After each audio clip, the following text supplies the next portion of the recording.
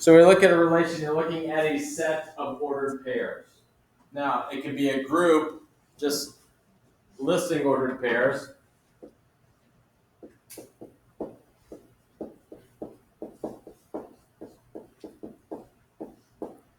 Here is a set of ordered pairs or a group of ordered pairs. Or if we take a look at an XY axis and we draw a graph on this XY axis, even though we don't have an actual list of ordered pairs, on a line we have an infinite number of points. And each one of those points is an ordered pair. I have an infinite number of points that exist along this line, which means I have an infinite number of ordered pairs. So when I talk about the idea of a relation, a group, or a set of ordered pairs, we can list ordered pairs, or we can say we have a graph. A graph is a group or a list of ordered pairs. It's just not signified as an ordered pair. 1, 2, 5, 7, 3, 4 it doesn't signify it. It just signifies that we have a set of points there, which is ordered pairs. When we talk about a domain, it's your set of all first values of the ordered pairs in a relation. The set of all first values of the ordered pairs in a relation. That is your domain. What's your first values?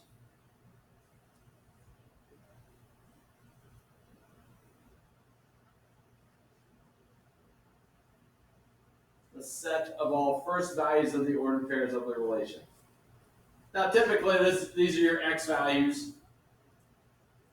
When you get into science, it turns a little bit more into a time and a t variable.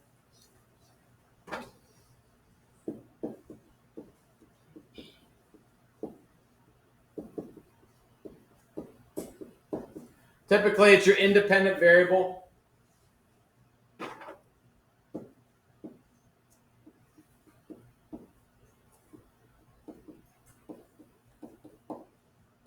Your horizontal axis variable.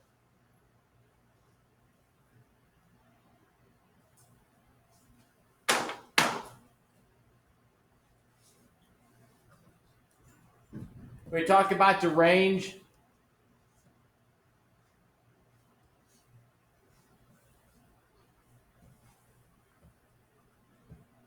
it's a set of all second values.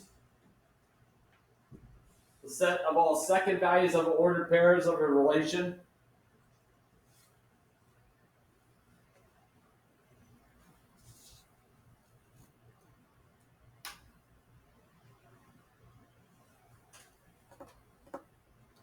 Typically, these are your dependent variables.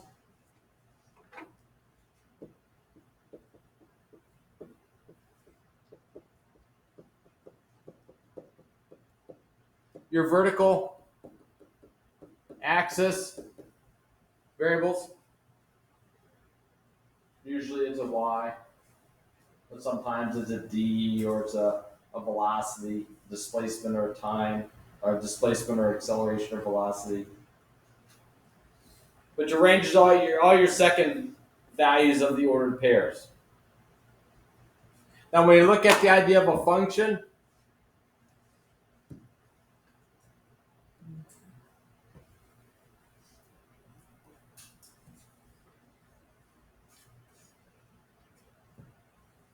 a function is a special type of relation. It is a relation such that each value from the domain corresponds to exactly one value in the range. Each value in the domain corresponds to exactly one value in the range.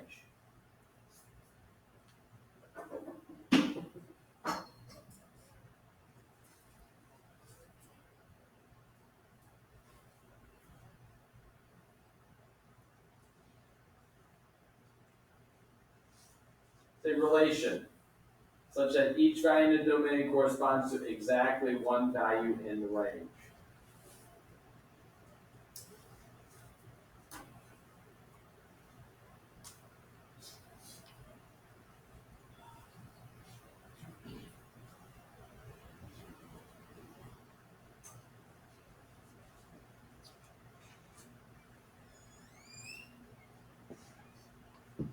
When we talk about a rule,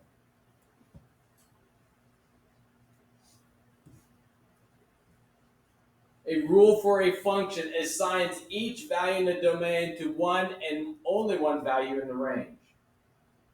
The rule tells us how we go from the domain, the x values, to the range, which is the y values. That's the rule. Basically, it's the equation.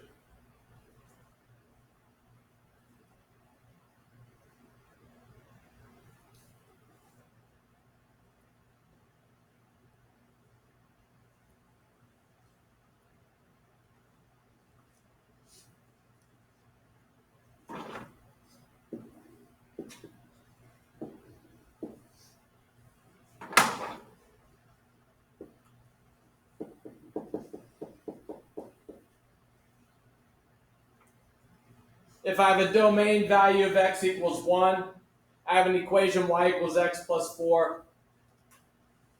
This aspect of it is the rule. It tells us what do we do with the domain value to get into the range value? What do we do with the x value to get to the y value? It tells us to add 4. So that's the rule that we have to do to go from the domain to the range. Hopefully we can see that's a value.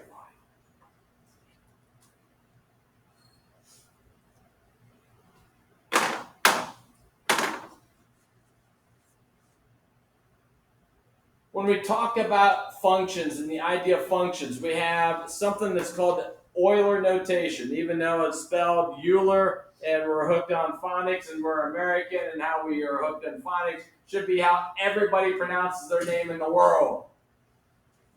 Because it's E-U-L-E-R. So we should say it's Euler.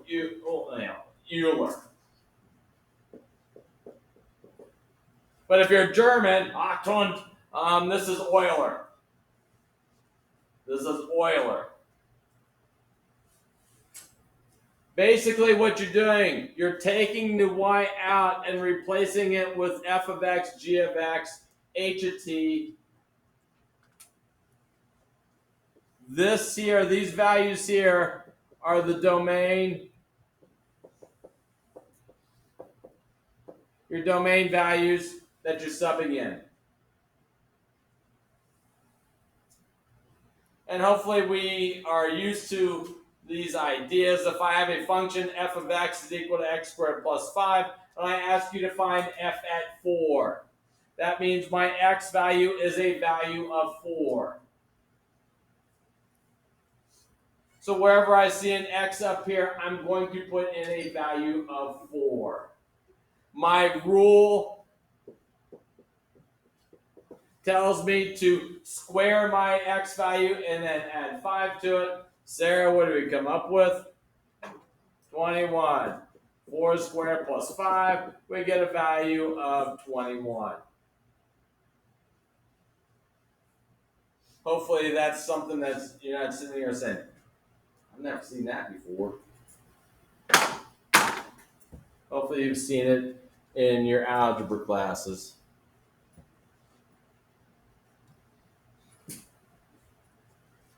When we talk about a domain, yes, we just explained up top, it's a set of all first values of the ordered pairs in a relation.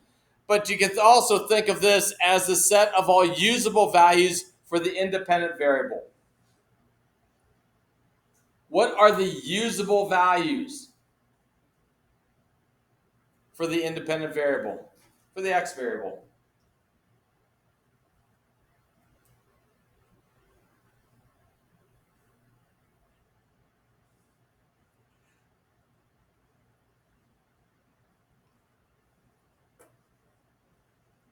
Values that make the function defined.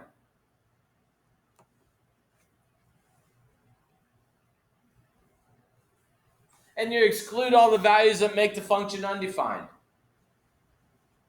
So what we have to do is we have to understand some aspects of functions.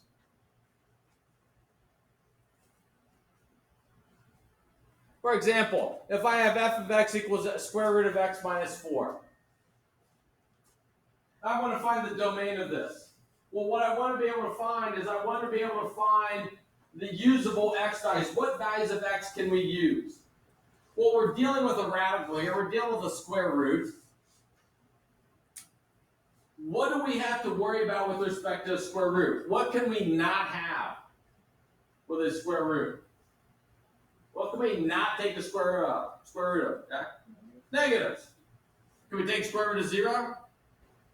Yeah, we can take square root of 0 and get 0. But we can't be negative. We have to be 0 or positive. So we can write an inequality where x minus 4 has to be greater than or equal to a value of 0. And solve an inequality by adding 4 to both sides and then writing it in interval notation. Go ahead.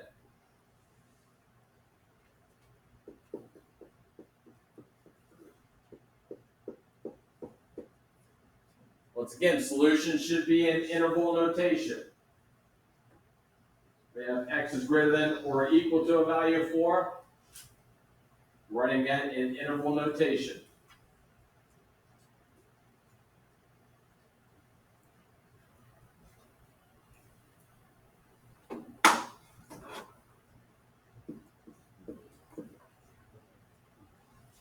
Emily, what do you have?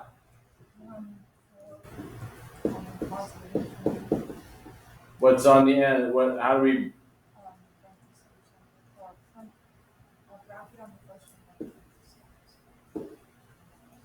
Bracket on the first side, because we can include the value 4, parenthesis on the last side. We have a fraction, x minus 3 over x plus 4. What do we have to worry about with a fraction? What can we not have? What can we not have? Don? Can't be over 0. So this x plus 4 cannot equal a value of 0. So subtracting 4 from both sides, x cannot equal negative 4. Now, writing this in interval notation, we have 2 ways of doing this. Typically, the first way is what students will choose. We can go from negative infinity to positive infinity and beyond. X cannot equal negative 4. Or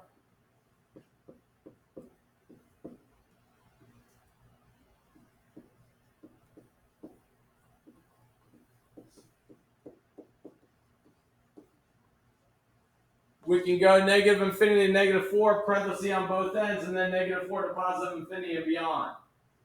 Put a union in there. Either way is the correct way of writing it.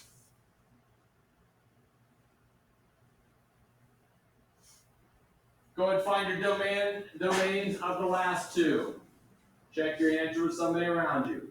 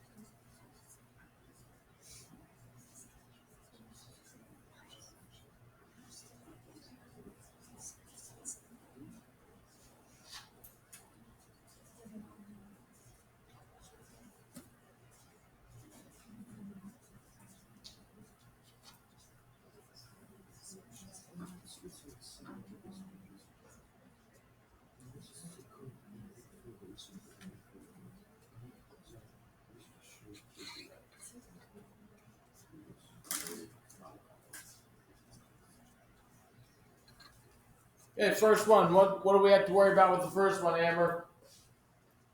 The bottom zero. Yeah, the bottom cannot equal a value of 0. So what we have here is we have a quadratic equation that we can factor. Once again, we're just going back to our quadratic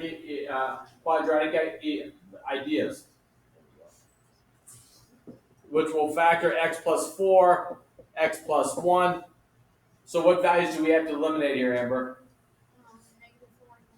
Negative 4 and negative 1. -4 and -1.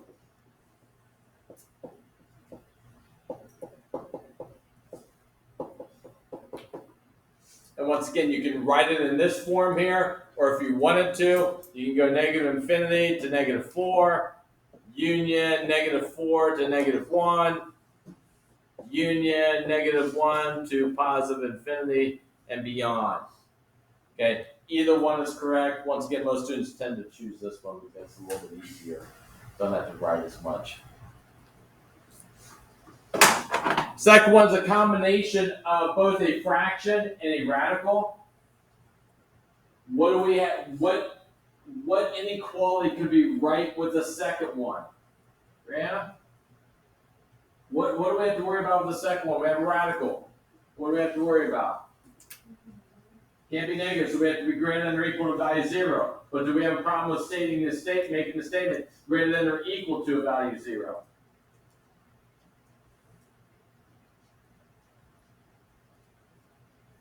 Is it okay to write the statement x plus 4 has to be greater than or equal to a value 0?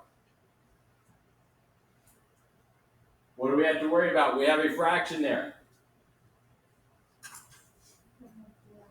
Can't have 0 on the bottom. So what we have to do is we have to eliminate the equality there. Because we have a radical, we have to be greater than the value 0. That gives us positive. And we could equal 0, but since we have a fraction, we can't have 0 on the bottom. So we're just left with x is greater than the value of 4, which is the exact same solution, except for now this turns into a parenthesis.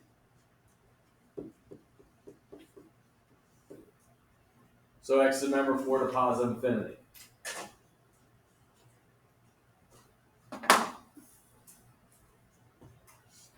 If we take a look at a graph, once again, as we talked about, this is a set of ordered pairs. I have all these points that lie along this graph here. This is the sine curve. These will extend on indefinitely to the left and to the right. So we have a bunch of points. Once again, we have a sine curve here, which gives us a set of ordered pairs. Well, every one of these ordered pairs, I have an x value, which is your domain value.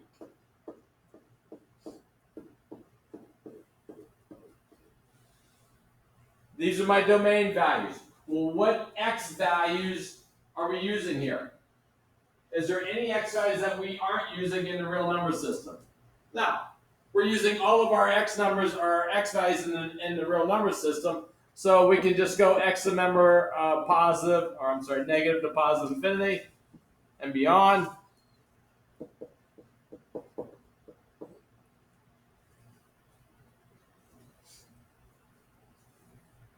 But if we take a look at the y values, now we're looking at all the y values in every one of these ordered pairs.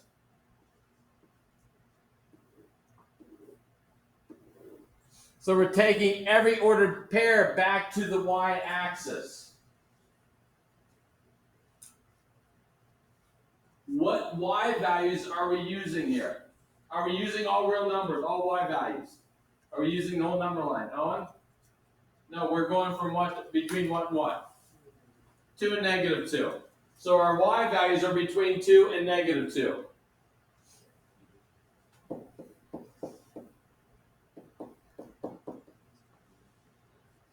Now it looks like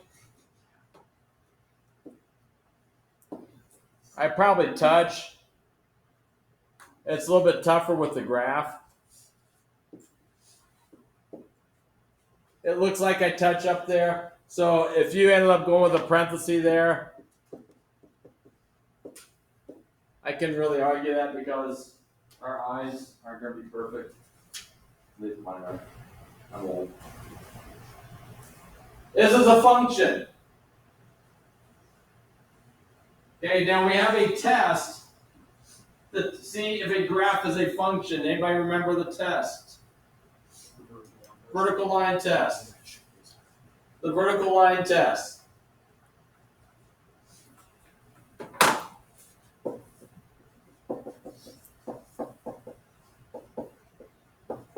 If you draw a vertical line and intersect at more than one point, not a function.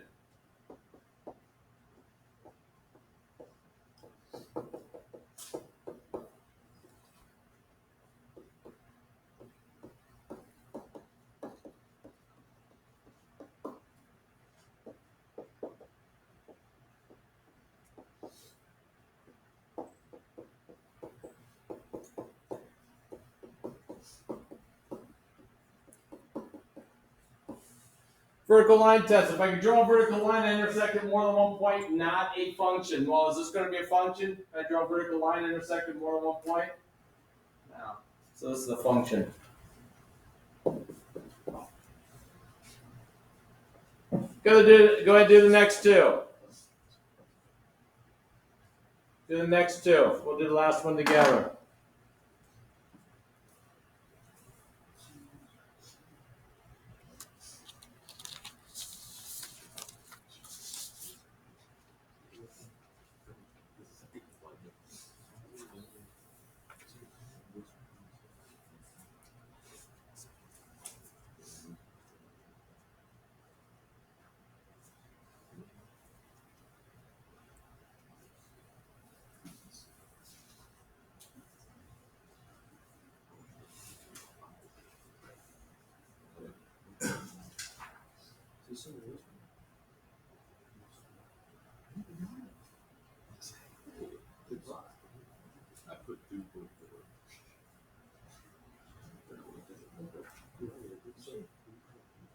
Once again, check your answer for somebody around you.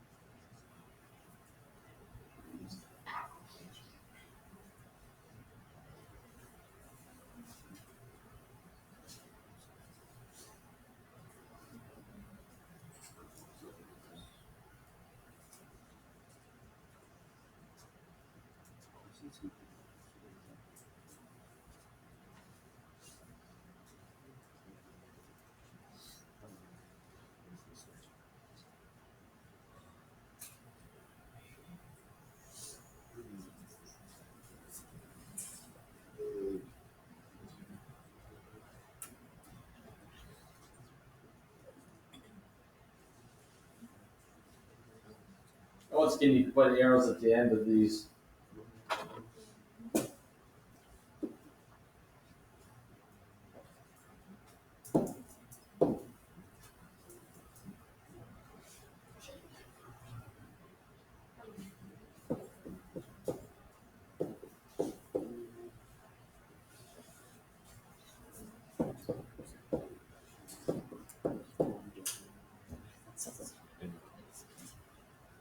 Okay, if we look at the first one, Isaac, what do you get for the domain for the first one?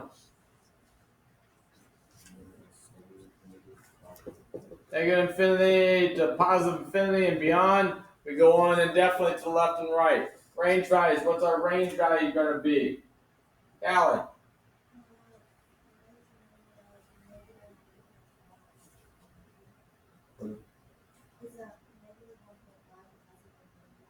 Here's my x-axis. 0.5. There you go. 0.5 to positive infinity beyond. If you put a bracket there, that's fine. If you put 0.49, I couldn't argue that. If you put 0.5, 1, 2, 3, 4, 7, 8, 4, 9, 7, I couldn't argue that one either. Okay? If you want to use 0.5, that would be fine. Molly, is this a function? Yes. Yes, it is. Second one. Domain for the second one. What do we have for the domain of the second one, Jalen? Positive, negative, or negative, positive, infinity. What's my x values, my ordered pairs? I'm looking at all these ordered pairs. What's my x values for all these ordered pairs? Do I use all my values to the left and to the right? Where do I start? What's my first x value? 2, 1. 2 what?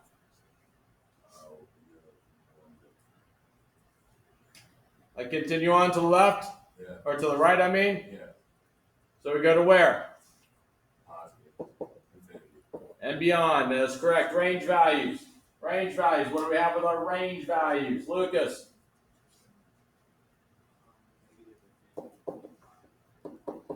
That's correct, because we extend onwards, downwards, to the left and to the right. Or I'm sorry, up and down. Courtney, is this a function? No. It's not. Vertical line test. If I draw a vertical line, what this tells me here, for this one x value of 5 here for both of these, I get 2 different y values.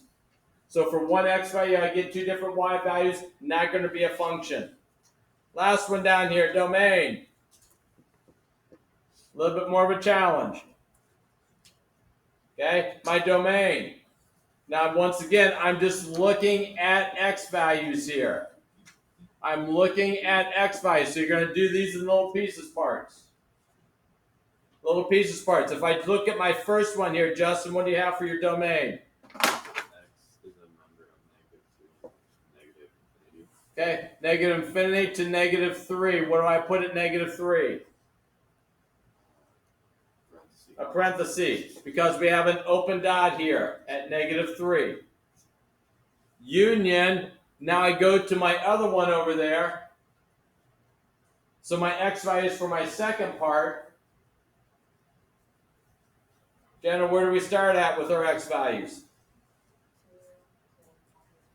Okay, bracket or parenthesis at 2. We have a bracket to a parenthesis at infinity and beyond. Then we take a look at our range values. Do once again in pieces parts. My first range value, Mike, would be what? Negative infinity to negative 2. Negative infinity to negative 2. What do I put at negative 2? Parenthesis, union. Now I go with my second one over here. My second piece part here. Cole, what do we have with the second one? Bracket 1, and then positive infinity. And beyond. That is correct.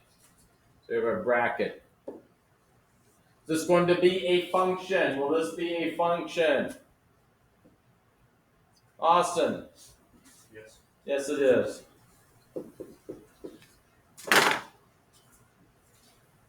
Questions about domains, range, functions, rules. Yeah, you got a worksheet there for you. Sort of a combination of all this stuff put together. Solutions have been posted already. We're going to be doing a lot of stuff with functions here, working with functions. So, get used to the idea of functions, translations. We're going to work with translations, combining functions with operations, so on and so forth. All right, QED has done.